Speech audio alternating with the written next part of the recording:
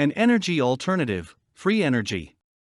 There has been much debate about what is often called free energy that can supposedly, with the right technology, be drawn straight out of the atmosphere, and in very abundant supply.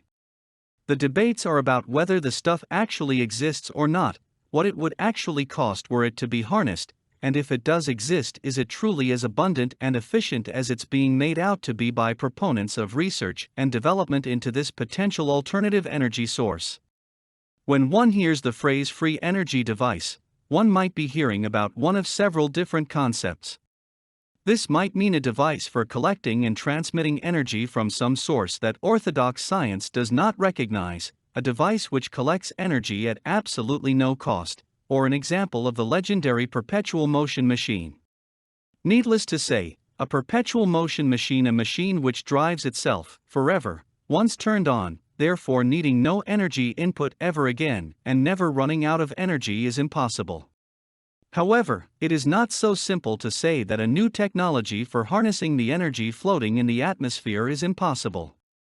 New technologies replace old ones all the time with abilities that had just been impossible. Harnessing the power of the atom for providing huge amounts of energy was impossible until the 1940s. Flying human beings were an impossible thing until the turn of the 20th century and the Wright brothers' flight. The biggest claim of the proponents of free energy is that enormous amounts of energy can be drawn from the zero-point field.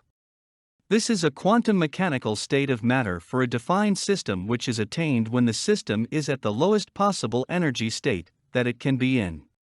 This is called the ground state of the system. Zero-point energy, ZPE, is sometimes referred to as residual energy, and it was first proposed to be usable as an alternative form of energy way back in 1913 by Otto Stern and Albert Einstein. It is also referred to as vacuum energy in studies of quantum mechanics, and it is supposed to represent the energy of totally empty space. This energy field within the vacuum has been likened to the froth at the base of a waterfall by one of the principal researchers into and proponents of Hal Puthoff. Puthoff also explains, the term zero point simply means that if the universe were cooled down to absolute zero, where all thermal agitation effects would be frozen out, this energy would still remain. What is not as well known, however, even among practicing physicists, are all the implications that derive from this known aspect of quantum physics.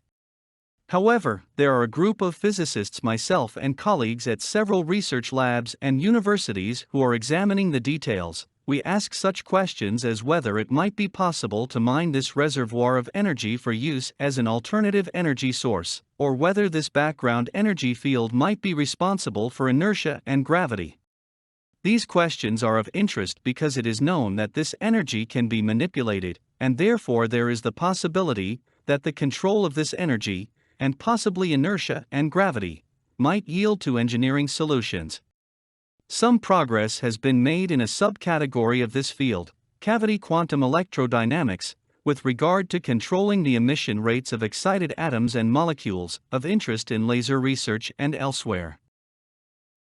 For more content like this, please visit learnforfree.biz. Content produced and distributed by AllSuperInfo. All rights reserved. Discover the proven formula for automated sales and success that you can apply to your business in under 30 minutes. Reserve your seat at allsuper.info/webinar.